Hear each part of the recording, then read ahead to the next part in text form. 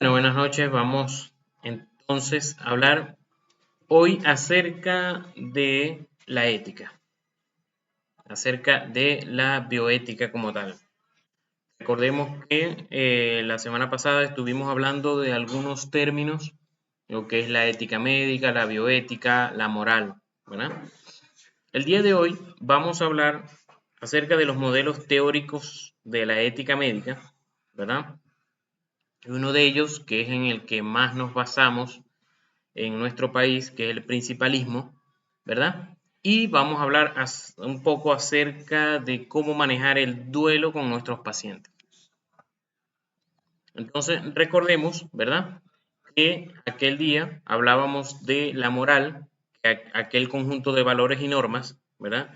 Y entonces la ética lo que hace es estudiar ese conjunto de valores y normas, es decir, de ponernos de acuerdo internacionalmente, mundialmente, de cuál es el bien y cuál es el mal. Eso es la ética. Y entonces, obviamente, la ética se divide en muchas ramas de acuerdo a cada estilo de vida, estilo, las profesiones y todo eso. Cada uno tiene su ética. Entonces, en, en lo que nos atañe, que es la medicina, ¿verdad? Existe la bioética que habla de aquella ética que tiene que ver con todo lo viviente, pero más en la medicina nos hablamos de lo que es de la ética médica que nos enfocamos, ¿verdad? En lo que es el acto médico. Entonces, fíjense esta oración, ¿verdad? Que nos habla, ¿verdad? De que los principios, ¿verdad? De ética médica de los que vamos a hablar el día de hoy nos permiten cuestionar si en realidad todo lo que se puede hacer en materia médica de verdad debería hacerse. Recordemos aquella expresión que dice, el fin justifica los medios. Esa expresión no vale en medicina. En medicina se cuida mucho los medios por los cuales tú quieres llegar a un fin. Entonces, esos medios te pueden condenar. Es decir, la manera en que ejecutaste el acto médico, por más que salves al paciente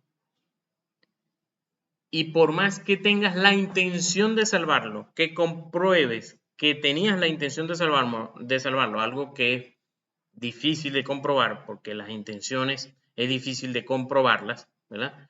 Entonces, por más que tú tengas la intención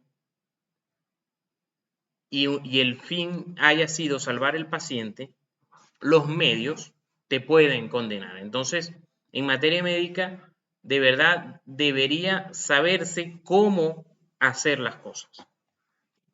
Entonces, tenemos varios modelos teóricos de ética médica, un poquito de historia y de conocimiento de cosas que a lo mejor no han ahondado.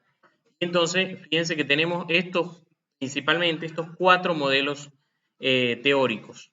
El segundo, que es en el que nos vamos a enfocar, que es el principalismo que les comenté, que es el que nosotros usamos normalmente. Tenemos la bioética personalista, que fue uno de los primeros, desarrolla un pensamiento clásico y se desarrolla más que todo en el ámbito latino y centroeuropeo. El principalismo, ¿verdad? Es dependiente de la filosofía de la ilustración, es más que todo norteamericana y es la que más tiene difusión mundial. Es decir, es una teoría que tiene bastante tiempo, pero que ha permanecido a través de los años. En cambio, por ejemplo, el último, ¿verdad? Por el que es los 6 objetivos de calidad del Instituto de Medicina, es más nuevo, pero todavía como que le falta más fundamentos para poder, vamos a decir, ponerse por encima del principalismo. Sin embargo, nos vamos a dar cuenta por un cuadro que tenemos a continuación que prácticamente todos hablan de lo mismo, es decir, el fin que es cuidar la moral del paciente, ¿verdad? Cuidar al paciente como tal, o sea, finalmente todo lo van a hacer, pero desde diferentes medios, desde diferentes teorías. Tenemos los principios de acción basados en la evidencia. Recordemos que existe algo, una rama en la medicina como tal, que se llama la medicina basada en la evidencia, y es que nosotros todo lo debemos estudiar bajo la lupa, ¿verdad?, del método científico y de muchos métodos, ¿verdad?, que existen para comprobar que algo es cierto. Es decir, la medicina basada en la evidencia nos permite, nos ayuda a conocer cuáles artículos científicos, por más que sean artículos científicos y por más que estén en revistas reconocidas, nos permiten saber si esos estudios fueron hechos bajo la lupa de los científicos y que pueda ser comprobado y que no haya sesgo, que si hicieron pruebas en unos pacientes y en otros no, en base a qué se escogieron los pacientes, o si fue algo que yo porque quise. Por ejemplo, en traumatología, si a una misma fractura yo le quiero, como ustedes saben, en traumatología existen diferentes tratamientos para una misma fractura, pero entonces yo quiero saber cuál es el mejor tratamiento. Yo no puedo tomar un paciente y decir, bueno, a este le voy a colocar este tratamiento, o sea, estoy haciendo un estudio, supongan, vamos a hablar fracturas diaficiales del fémur, y yo a algunos les quiero colocar placa y otros les quiero colocar clavo y quiero hacerlo, con eso quiero comprobar cuál es mejor, cuál se recupera más rápido y finalmente con cuál método el paciente queda con mejores rangos articulares. Entonces yo no puedo tomar cada paciente que entra en la emergencia y decir a dedo, bueno, a este le voy a colocar placa, a este le voy a colocar clavo, a este le voy a colocar placa, a este le voy a colocar clavo, sino que debe ser bajo reglas que están en los principios de la medicina basada en la evidencia. Existen sobres, etcétera, para que ese tratamiento se dé a algunos y otros no. O por ejemplo, cuando yo hago, me estoy extendiendo un poquito ya con la medicina basada en la evidencia. Pero por ejemplo, cuando yo hago también experimentación con placebo, cómo yo decidir a qué paciente le voy a dar placebo y a qué paciente le voy a dar el medicamento. Entonces, yo debo aplicar las reglas de medicina basada en la evidencia para que el trabajo salga de unos resultados confiables para yo estar seguro que ese medicamento va a funcionar y que en verdad el placebo no influyó en los pacientes. Entonces aquí tenemos una tabla, ¿verdad? Donde comparamos todos los principios, ¿verdad? El personalismo, el principalismo, que es el que vamos a hablar hoy,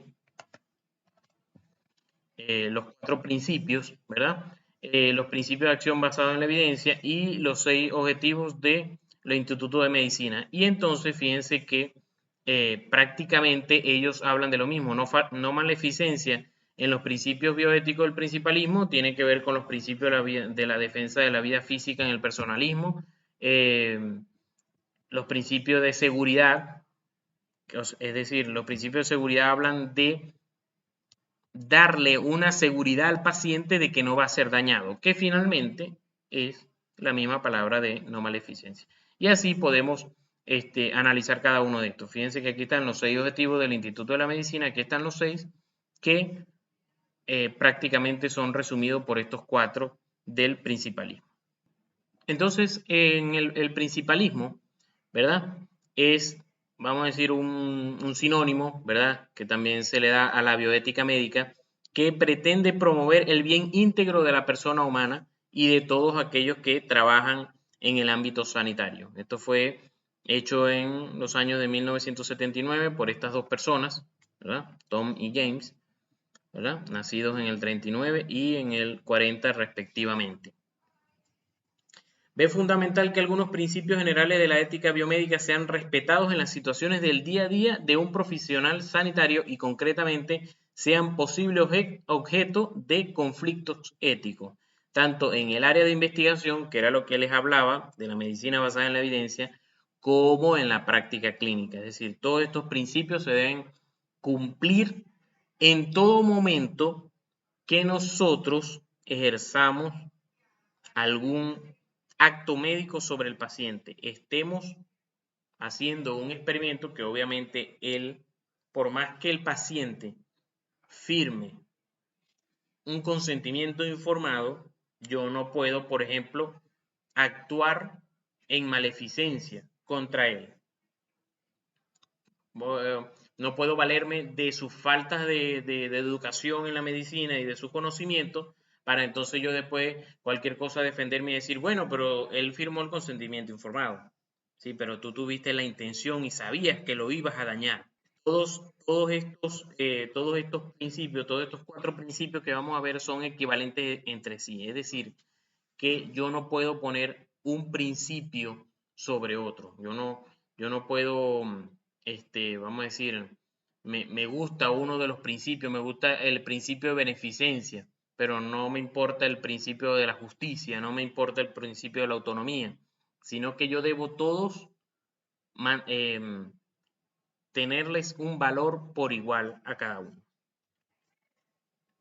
El principal objetivo es servir de referencia o marco moral ante determinadas situaciones de conflicto. Porque entonces, esto es lo que quiero destacar el día de hoy. Las situaciones de conflicto que se nos presentan es lo que finalmente quiero dejarles con la materia. Porque lo que han aprendido hasta ahora en la carrera es que ustedes saben, por ejemplo, diagnosticar una apendicitis. Y entonces ya saben que el paciente con apendicitis lo deben referir. ¿Ve? Pero, ¿qué sucede si te llegan 2 pacientes con apendicitis en la rural y solamente tienes una ambulancia? ¿Qué vas a hacer en esos casos? Entonces, esas son situaciones de conflicto que tú debes saber qué hacer, no, porque finalmente no está escrito, sino que bajo tus conocimientos, bajo tus conocimientos del bien y el mal y de la moral y de la ética, entonces, bajo criterios, vas a definir. Entonces, por eso es que de ahí es de donde vienen, como ustedes han visto en las clínicas, que todo tiene un criterio. Por ejemplo, paciente con neumonía, criterio para hospitalizar. Entonces, tú dices, bueno, pero ¿por qué no hospitalizo todo? Y si hospitalizo todo, ¿cuál es el problema? Ok, si tienes todas las camas lo puedo hospitalizar, pero ¿y si no? Entonces, te vas a dirigir de acuerdo a unos criterios que están escritos en libros y que están obviamente basados en los principios de medicina basada en la evidencia. Entonces tú, cualquier cosa que suceda, tú puedes defenderte. Estoy colocando un ejemplo, vamos a decir, un poco amplio, ¿no? Cualquier cosa tú puedes defenderte. Este paciente lo di de alta, lo di de alta bajo control cada 48 horas porque tenía una neumonía basal. Pero y nada más yo tenía una cámara nada más, pero también tenía una neumonía, pero tenía una neumonía bilateral y eso es criterio de hospitalización. ¿Ves? Entonces tú te puedes defender con eso. Entonces, esos son cosas que nos hacen mucha falta. La parte de lo que es la medicina legal, hasta dónde nosotros podemos actuar, qué debemos hacer en situaciones que en algún momento se pueden convertir, ¿verdad?, en un caso legal. Entonces, la misión de la bioética es la de preocuparse por la dimensión moral humana, que obviamente abarca lo que es la vida y la muerte, la dignidad de los ciudadanos y velar por los derechos humanos. Entonces, ¿cuáles son los principios que normalmente, o sea, cuáles son los ejemplos, los casos que más abarcan, que tienden a ser problemas éticos? Entonces, las donaciones o trasplantes de órganos. Creo que en cada serie de medicina que vemos siempre hay un caso de trasplante de órganos. que si, recuerdo, bueno, se me va a caer la cédula, pero por ejemplo Emergency Room, que fue una serie que me gustó bastante. Entonces recuerdo que había uno, que entonces el médico se apegó mucho al paciente.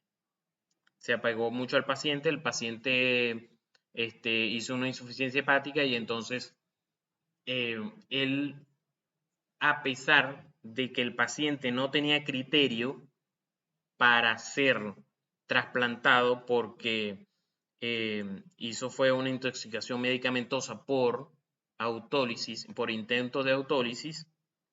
Entonces el médico alteró toda la historia clínica para que él lo pusieran en la lista de trasplante.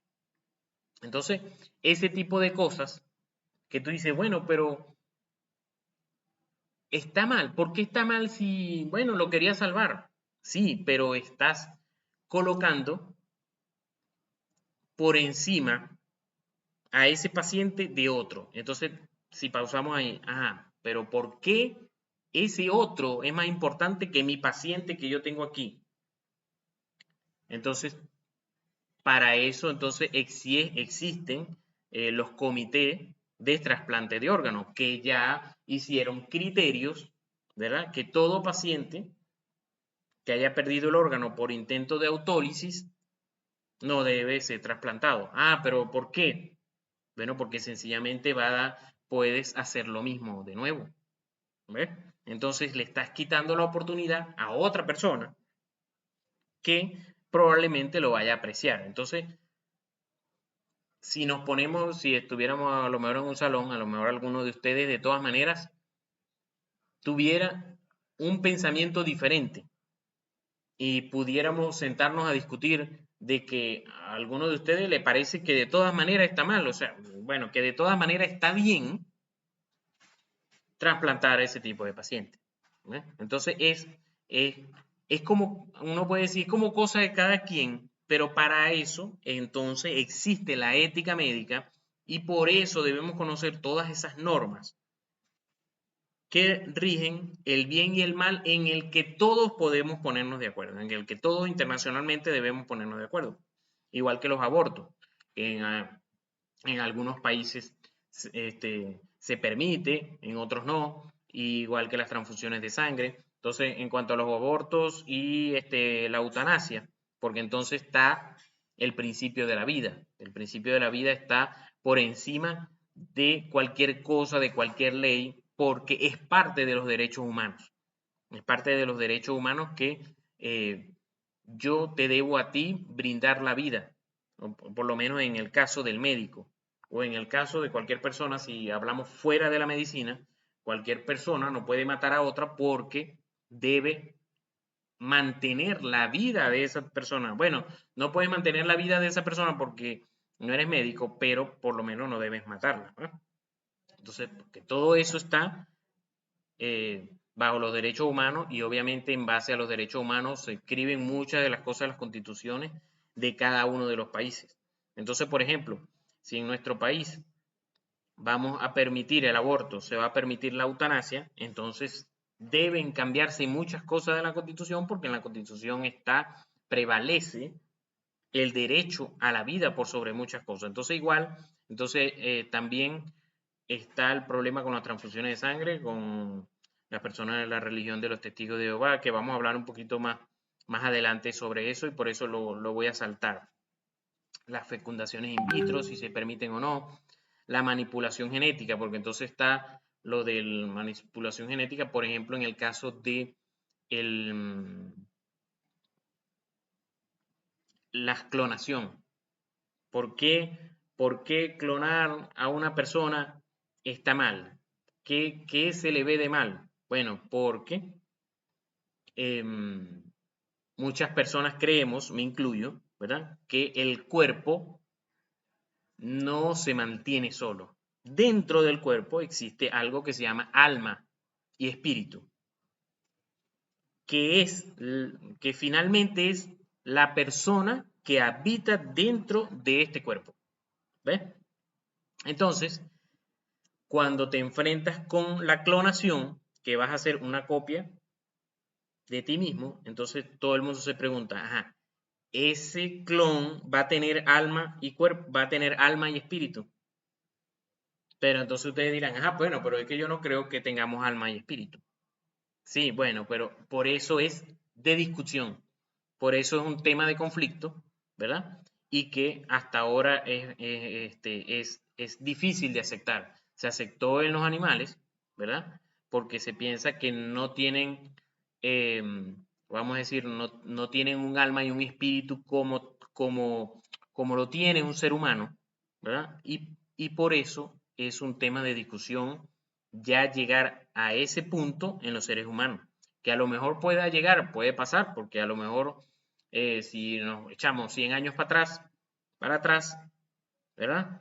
Y hablamos de aborto o de la eutanasia, y eso era algo que era, ni siquiera se discutía, porque para todos estaba mal, ya no, ¿no? Coloqué también esta expresión que me llamó mucho la atención entre lo que estaba leyendo, investigando.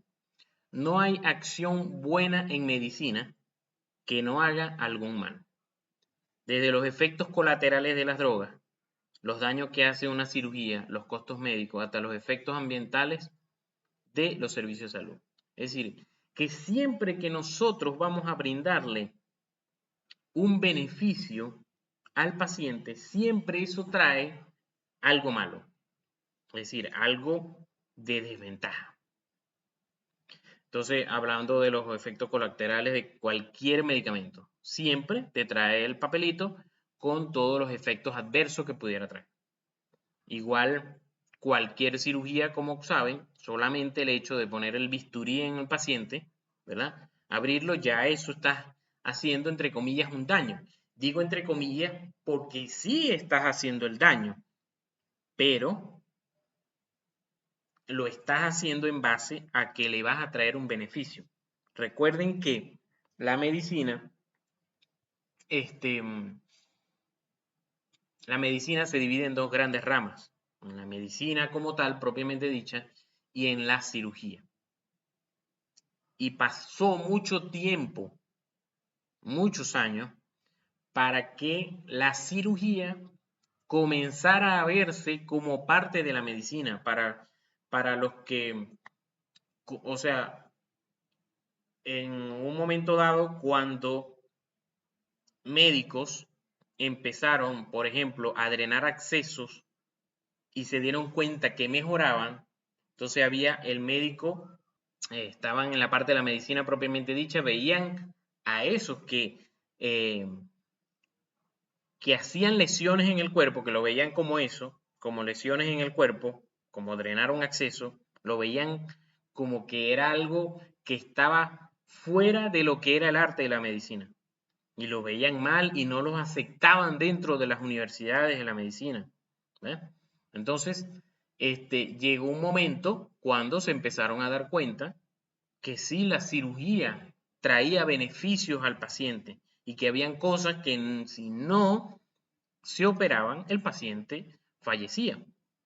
Entonces, fíjense todo lo que ha evolucionado la medicina, que en aquellos tiempos la cirugía que se veía tan mal, ¿verdad? Se veía con tan malos ojos y ya ahora es parte de la medicina como tal. Y por eso es que su título sale como médicos cirujanos, porque van a tener conocimiento de esas dos grandes ramas de la medicina. La medicina propiamente dicha, la medicina clínica y la medicina quirúrgica. Entonces vamos a ver, ¿verdad? Cada uno de estos cuatro principios. Entonces está de estos principios dentro del principalismo. Entonces está el principio de no maleficencia. Aquellos que han visto o leído mucho, primum non nocere, ¿verdad? Que lo primero es no dañar. Siempre que ustedes vayan a hacer un acto médico, pensar en que no vaya a hacer daño al paciente. Ah, bueno, acabamos de ver de que es imposible, que es casi imposible, pero ustedes siempre deben evaluar el riesgo-beneficio en cuanto a lo que le están indicando al paciente. El principio es el más importante de los 4 y de hecho al principio eran los otros 3 primeros y después se agregó este. Pues siempre se debe buscar el alivio para el que lo recibe. Todo acto médico debe buscar no hacer daño alguno. Todo acto médico debe buscar no hacer daño alguno. Entonces tenemos el otro principio que es el de beneficencia. Este principio, ¿verdad?, nos dice que todo acto médico deberá tener un efecto beneficioso. Porque entonces puedes decir, bueno, pero es que eso no le va a hacer daño. Yo le voy a indicar tal cosa, porque no le va a hacer daño, pero bueno, para que esté tranquilo, para que se vaya con un medicamento. Le voy a indicar el antibiótico para que esté tranquila, por una gripe, por ejemplo. Ajá, pero le está brindando un efecto beneficioso. Estás cumpliendo con el de no maleficencia. No le va a hacer daño probablemente el antibiótico, pero le va a traer algún beneficio. O sea, a lo mejor le va a caer mal, puede tener efectos gastrointestinales, etcétera. Puede tener esos efectos colaterales que son mínimos, entre comillas, y no le está brindando beneficencia, entonces estás haciendo mal. Estás en contra de ese principio de beneficencia que tienes que conocer. O sea, que tienes que saber que lo que le estás indicando al paciente no le va a traer ningún beneficio. Entonces, ahí entonces tú te vas, ajá, ¿y qué le indico? Si no sé qué es lo que le voy a indicar. Entonces ahí tú te vas a la parte de, ajá, ¿dónde están tus conocimientos? ¿Ves? Por eso es que debes estudiar, conocer, no solamente a medida que hemos ido avanzando en el tema. Fíjense que no solamente deben conocer el tratamiento o no solamente diagnosticar la enfermedad, sino entonces conocer el tratamiento para esa enfermedad. Los criterios que debes tener para X tratamiento, referir al paciente u hospitalizarlo cuando seas residente. ¿Ven? Conocer los efectos colaterales que tiene cada medicamento o que tiene cada tratamiento quirúrgico mismo, ¿no? Entonces, y conocer todas las complicaciones que se pueden presentar en una intervención quirúrgica, por ejemplo, para que entonces tú se las comentes al paciente, que esté pendiente que una de esas cosas puede ocurrir, primero para que él esté de acuerdo con la intervención quirúrgica y segundo para que esté pendiente en su casa si ocurren algunos de los síntomas que tú le puedes comentar para que él vuelva al hospital, ¿eh? Entonces, igual, aquí me quería detener en hablar acerca de hasta qué punto ustedes, como médicos generales, que Dios mediante serán dentro de poco, pueden tratar a un paciente. ¿Ven? Porque entonces, y no solamente ustedes, sino yo también como médico especialista, pero cuando me llega un paciente hipertenso, por ejemplo, soy como un médico general. Entonces, ¿hasta qué punto yo puedo tratarlo? Entonces, yo puedo tratarle la emergencia o la urgencia que se esté presentando en ese momento, ¿verdad? Porque soy médico en general y estoy capacitado para eso, para hacer el tratamiento de emergencia, de urgencia, de una crisis hipertensiva. Pero yo no debo ponerme a tratar ya la hipertensión como tal. Bueno, no, le voy a indicar el losartán o le voy a indicar el enalapril, o sea, para su casa y se lo va a tomar una vez al día y tal y tantos miligramos. No, porque no estamos capacitados para eso. Entonces allí estamos incurriendo, dañando, estamos quebrantando estos principios de beneficencia porque tú no estás seguro de qué beneficio le va a traer al paciente. ¿Por qué?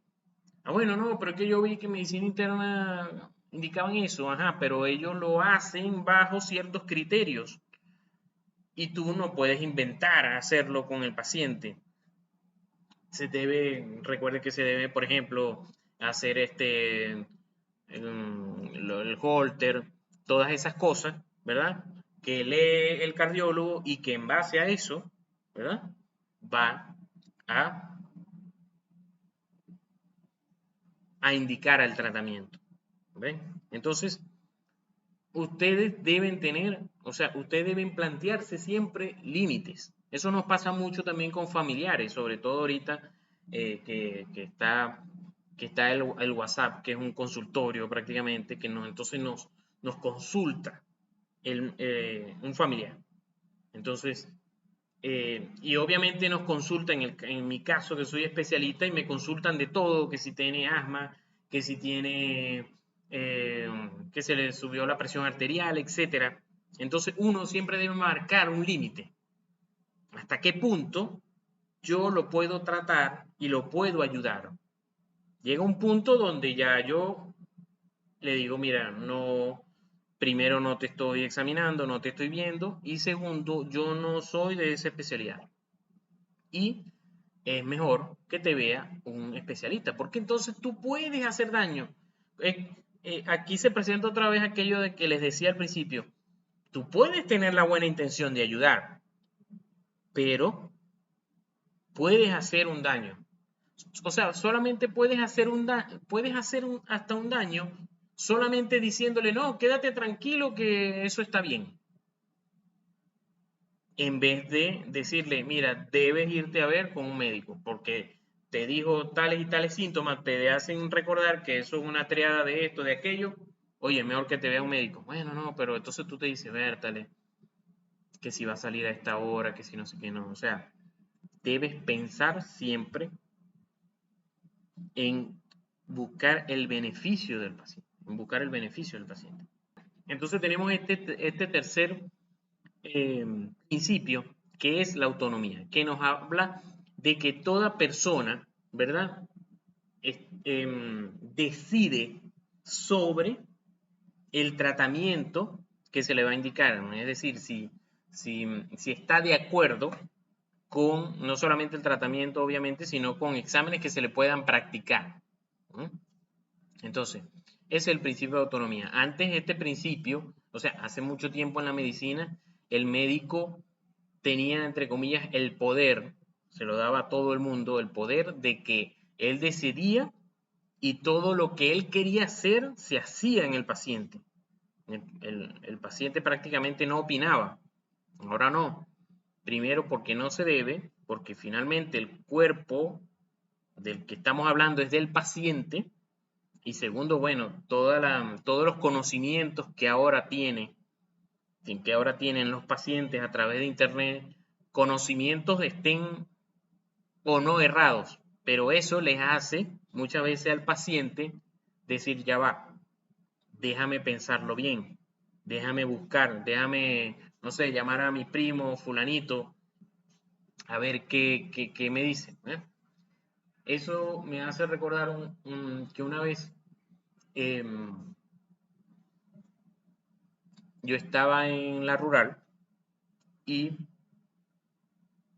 yo estaba, bueno, en una consulta, llegó una madre con un niño, no me acuerdo qué tenía el niño, yo le hice indicaciones y la madre enfrente de mí llamó a la pediatra para ver si yo había indicado bien el tratamiento. ¿Creen que está bien eso de parte de la madre o está mal? Y yo les voy a decir cuál fue mi reacción. A ver si alguien se anima. Claro, recuerda que estábamos en un pueblo, ¿verdad? Y probablemente la pediatra estaba en la ciudad, entonces sencillamente quiso comprobar, pero a lo mejor la pediatra no le iba a indicar los medicamentos, pues, sin que lo haya visto primero. Bueno, lo bueno fue que la pegué. Es decir, lo bueno fue que sí sí la pediatra estuvo de acuerdo. Sin embargo, obviamente, a mí me molestó eh, por no conocer estos principios. Sin embargo, no le dije nada a la madre. O sea, vamos a decir que me tragué todo tranquilo, respira profundo, no ha pasado nada. Y yo me descargué fue en el Facebook, que cómo puede ser posible, que para qué, más o menos como acaba de decir Génesis, para qué va una persona a la consulta si finalmente va a hablar con otra, tal, y lo peor en frente de mí, qué tal. Y una profesora de farmacología, a quien aprecio mucho actualmente, me escribió en privado y me explicó todo esto, me explicó el derecho, como dice Génesis, que tiene el paciente a pedir una segunda opinión. A lo mejor en este caso no lo hizo de la mejor manera, pero finalmente el paciente tiene el derecho de pedir una segunda opinión, sea quien sea. ¿Ves? Que de hecho, aquí voy a hacer un paréntesis porque entonces la semana que viene vamos a hablar cómo nosotros debemos actuar cuando alguien nos pide una segunda opinión a nosotros. O sea, ya no soy el que está sentado en el escritorio en la rural, sino que soy el pediatra. Entonces, ¿cómo debo actuar cuando me piden una segunda opinión y sobre todo si sé quién es el que dio la primera opinión? Entonces, bueno, ¿para qué les voy a decir cómo a veces somos los colegas con eso? ¿No? Bueno, en fin. Entonces, la doctora me escribió, bueno, eso fue un escrito largo, que de hecho, eso ahorita es que me estoy acordando, y voy a tratar de buscarlo en Facebook entre hoy y mañana, y se lo voy a pasar en el grupo para que ustedes lo lean, porque son palabras que de verdad nutren y te hacen entender todas estas cosas que uno por falta de conocimiento a veces se altera y todo eso, pero tienes que pensar en que, bueno, finalmente todo paciente es autónomo. Ahora, ¿qué sucede? Entonces aquí entra el caso de las transfusiones de sangre. En el caso de los testigos de Jehová, para los testigos de Jehová, como en la Biblia dice que nosotros, los seres humanos, no debemos comer sangre porque la vida de la persona o la vida del animal, del que sea, está en la sangre. Entonces no se debe comer sangre.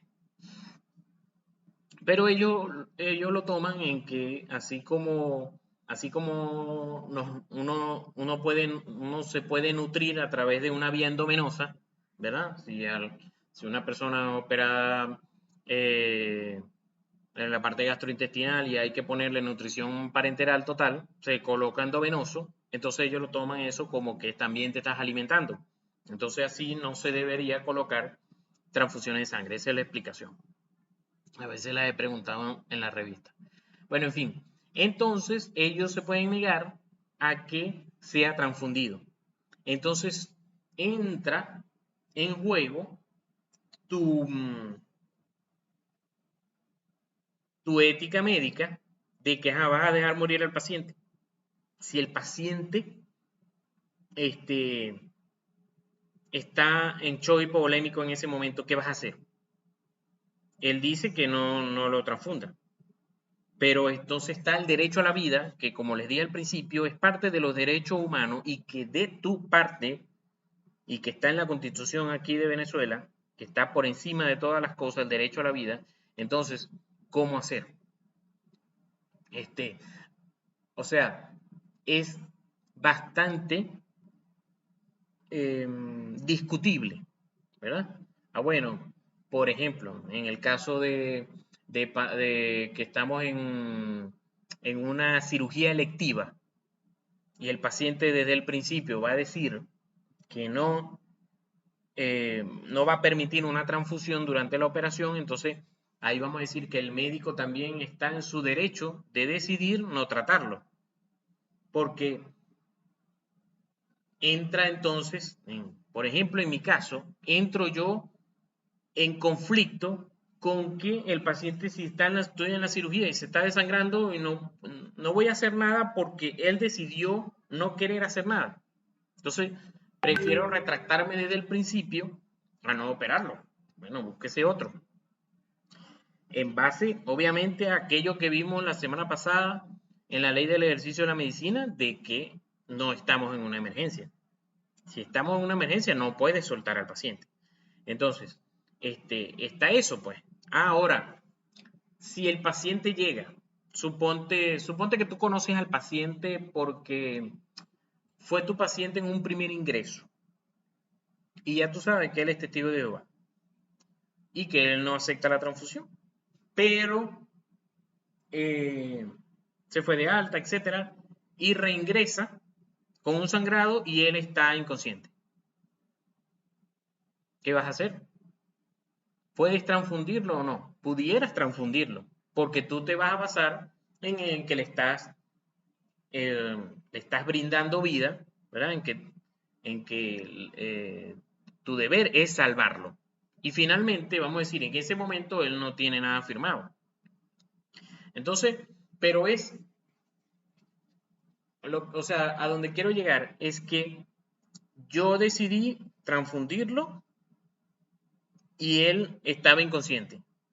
Entonces, yo puedo tener razón porque quise salvarlo, ¿verdad? Pero si mi compañero de guardia decide no transfundirlo porque sabe que es testigo de Jehová y que él no quiere la transfusión, también está bien. Por eso es el conflicto. También está bien porque sencillamente está cumpliendo el deseo del paciente, que en este momento no está firmado, porque viene ingresando inconsciente. ¿Eh? Entonces todo eso, o a veces el conflicto se pone peor cuando es un niño, ¿verdad? Es un niño y los padres son testigos de Jehová y son los padres los que deciden sobre el niño que no lo van a transfundir. Entonces uno se queda de manos atadas. ¿Ves? Entonces, bueno, finalmente, la autonomía va a prevalecer a menos que, bueno, no sé, tú tomes en ese momento el caso y lo lleves a una parte legal que tenga el hospital, como debería ser, ¿verdad? Tener un servicio de medicina legal y que bajo una orden de un juez, obligue a que sea transfundido. Y está, por último, el principio de la justicia, ¿verdad? Que según este principio, todo paciente debe ser tratado justamente y que la vida esté por encima de cualquier prejuicio que tú puedas tener en cuanto al paciente. Entonces, que si, etcétera, que si el paciente es hombre o es mujer, o que si el paciente es de una raza o de otra. Entonces, yo no puedo poner ninguna de esas características por encima de la vida de él. Es decir, que a cada paciente yo lo debo tratar por igual, independientemente de su sexo, raza, religión, etc. Todo eso, entonces aquí es el ejemplo que les puse, que les coloqué hace rato. Tienes dos pacientes con apendicitis y tienes una sola ambulancia. ¿A cuál vas a enviar? Entonces, allí está el principio de la justicia. Vas a enviar a este que llegó de último, pero él es amiguito tuyo. Lo conoces en el pueblo. No debe ser eso. Entonces tú debes hacerlo de acuerdo a criterios. Por ejemplo, estoy colocando un ejemplo. Horas de evolución. ¿Qué horas de evolución tiene cada uno? Por ejemplo, puedes buscar resolver de otra manera. Bueno, ponerte de acuerdo con los dos en que el que no tiene carro lo envías en ambulancia, el que tiene carro, sí, ellos pueden finalmente ir a la ciudad, ¿ves? Y de esa manera, igual tienes una sola ampolla de hidrocortisona y te llegan dos pacientes con un shock anafiláctico. Entonces ahí está el principio de la justicia, que obviamente no quisiera que ninguno pasaran por este tipo de cosas. Pero esto es más común de lo que ustedes creen, claro, porque aquí estoy poniendo como que caso extremo. Pero los que han pasado por la parte de cirugía, traumatología o mismo ginecología, ¿cuántas veces el anestesiólogo no dice, O sea, uno llega con, voy a operar, tengo 2 pacientes para operar.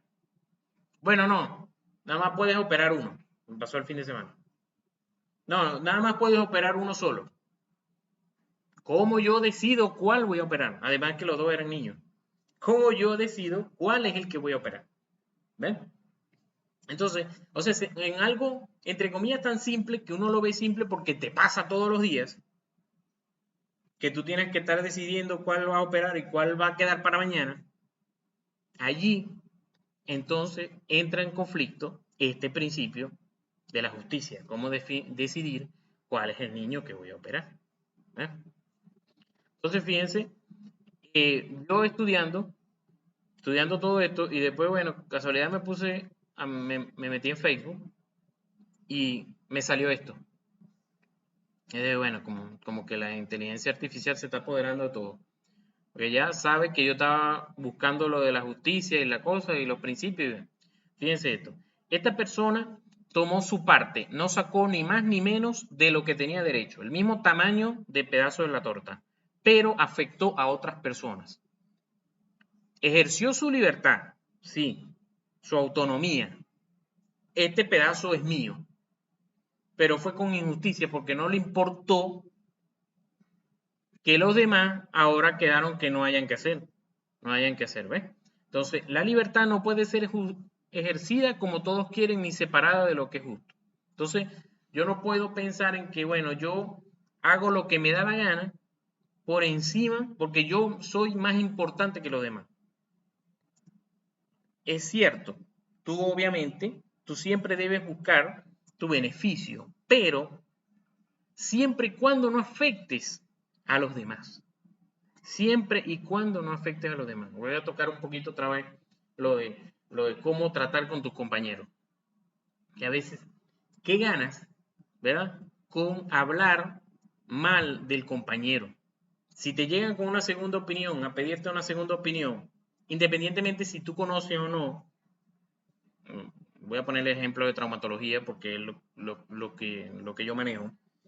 Independientemente de lo que de quién sea, ¿qué gano yo con decir esta fractura quedó mal reducida?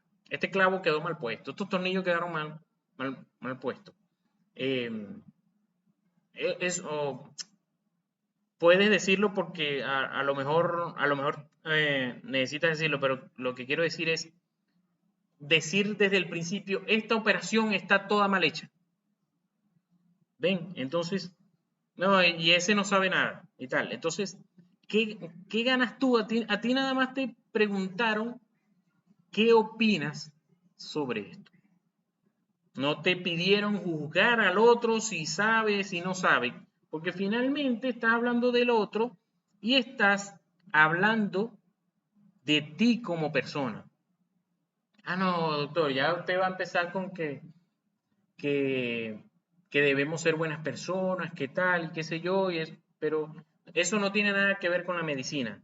Fíjense todo lo que hemos hablado hasta ahora, que finalmente lo que es la moral, todas esas cosas, que todo esto va de la mano, porque es lo que te va a ayudar a tú tener criterios para actuar.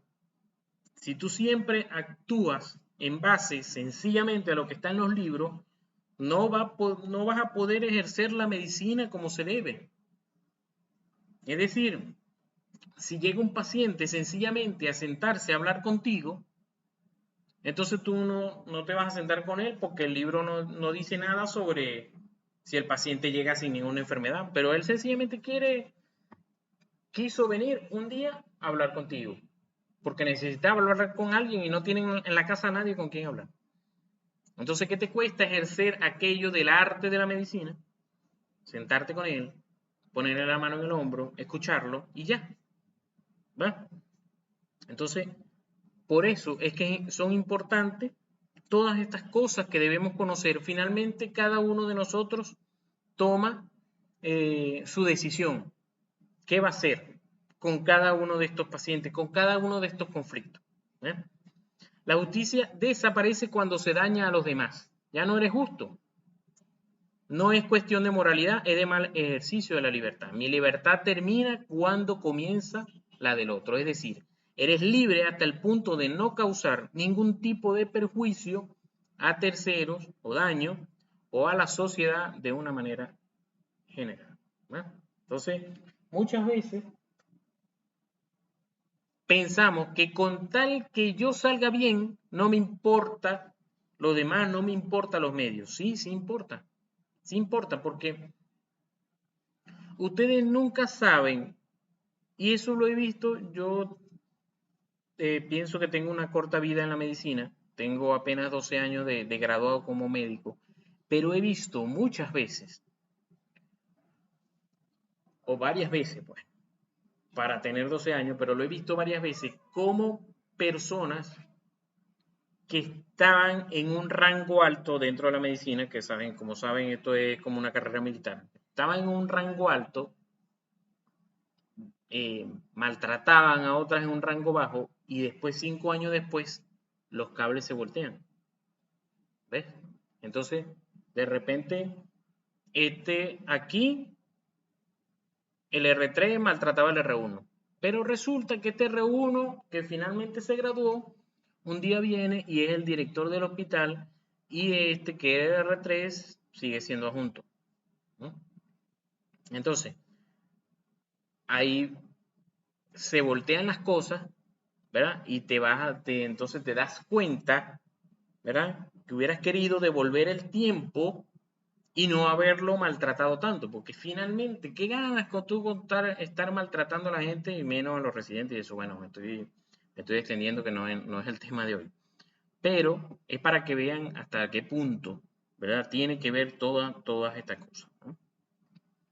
Entonces, por eso, bueno, ya creo que esta lámina ya se habla por sí sola con todo lo que he hablado, ¿verdad? Porque quiero hablar hoy, eh, concluir la parte de nuestro trato con los pacientes. Entonces, todo se resume en esta palabra para mí. Otros utilizarán otra, ¿verdad? Pero para mí siempre desde introducción a la práctica médica esta palabra ha sido parte de mi norte en cuanto al trato de mis pacientes. ¿Cómo? ¿Cómo lo voy a tratar? Como me gustaría que me trataran a mí. Debo ponerme siempre en los zapatos del paciente, ¿no?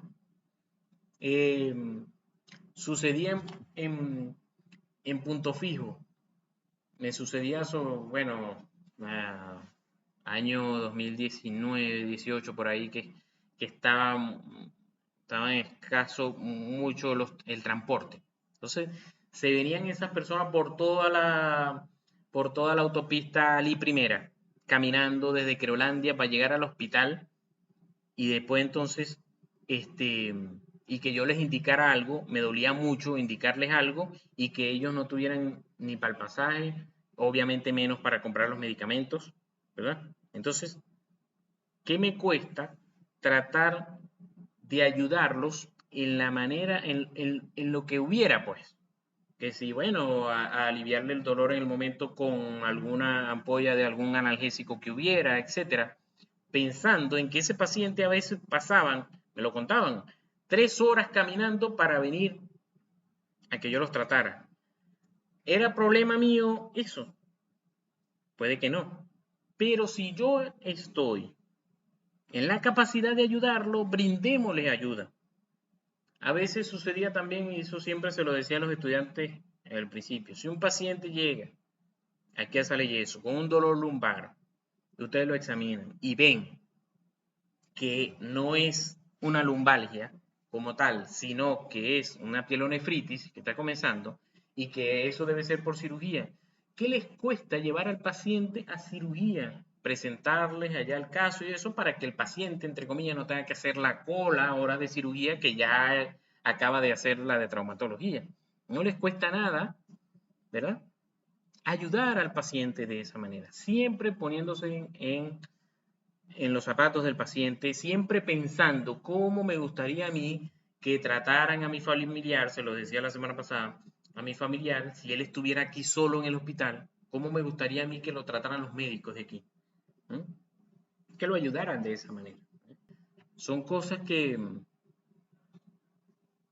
que me gusta compartir, porque muchas de esas cosas yo me las, eh, nunca nadie me las enseñó, sino que me encontré con esas situaciones de repente en que no hallaba qué hacer. Entonces, quisiera es que ustedes estén preparados para eso, esas cosas.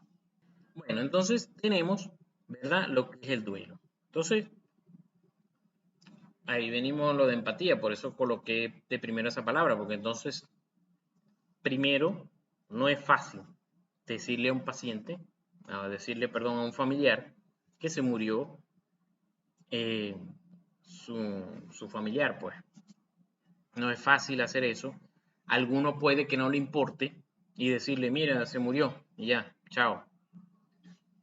No es el deber ser, sino que hay que tener presente todas estas cosas, todas estas fases de duelo, para saber que el paciente le va a costar aceptarlo. Sobre todo porque obviamente cuando demos la noticia el paciente va a estar en esta fase, va a entrar en esta fase de negación, de que él no va a aceptar que eso acaba de suceder. Obviamente esto es mientras más traumático sea la muerte, es decir, mientras más, se me fue la palabra,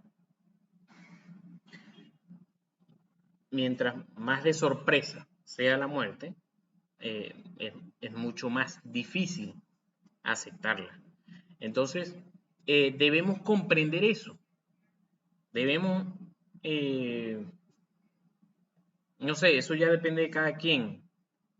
Depende a lo mejor también de la empatía que tuviste a lo mejor en los últimos días de ese paciente, y a lo mejor abraces al familiar, pero obviamente que eso no necesariamente tienes que hacerlo, pero sí puedes darle a entender que lo sientes, te quedas allí un rato con ellos, eh, porque también en los segundos, en los minutos que pasa, te hacen preguntas.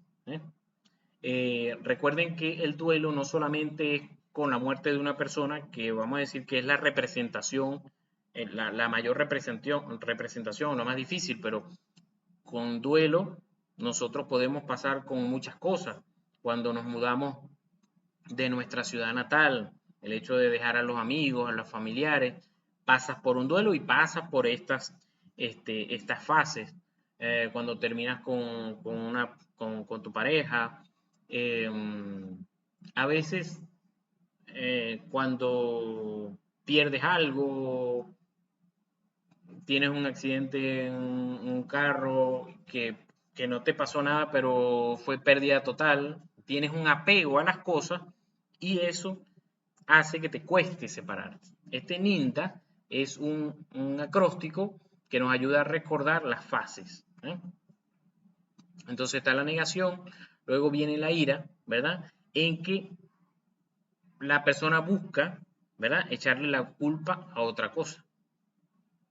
Si yo no lo hubiera traído a este hospital, si él se hubiera colocado el tratamiento pero nunca quiso, si fue un accidente, si yo no le hubiera dejado el carro, yo no le hubiera prestado el carro, eso es un padre con un hijo. Entonces todas esas cosas, ¿verdad? Te van afectando en ese punto de la ira porque quieres modificar lo que pasó, pero es algo que ya es inmodificable, que es el fin del duelo. Es decir, cuando tú terminas todas estas fases de duelo, es porque tú aceptas que eso sucedió, que es parte de la vida y que no lo puedes modificar. Entonces también después entras en la parte de negociación, ¿verdad? Cuando la persona busca de alguna manera, ¿verdad? Que nada cambie. Busca hacer cosas, ¿verdad? Eh, para que no cambie. Cuando, en el caso del fallecimiento, cuando dejas todo como está, porque tú quieres que, que todo en tu casa se mantenga igual, como si la persona siguiera viviendo allí, porque quieres que no cambie nada. Después pasa en la fase de depresión donde ya empiezas a aceptar que eh, empiezas a aceptar lo que sucedió, pero te da mucha tristeza, ¿verdad? Y puedes llegar hasta el punto en que la vida puede dejar de tener sentido. Obviamente es una de las fases peores en que puedes llegar a deprimirte mucho, etcétera, el suicidio, todas las complicaciones que pueden existir. También el duelo se ve en las personas cuando, por ejemplo, se les amputa un miembro o cuando presentan paraplegia, ¿ves? Eso es por lo menos en traumatología, en cirugía, las personas que por alguna razón se le va a hacer una amputación que no es de emergencia, sino que tú estás planificando la amputación, sea por un tumor, sea por vascular. Bueno, en el vascular es un poquito más apurado, por ejemplo, una osteomelitis. Entonces tú buscas, tú haces una interconsulta con psiquiatría, ¿verdad? Para que este, puedas empezarlo a ayudar con todas estas fases por las que él va a pasar.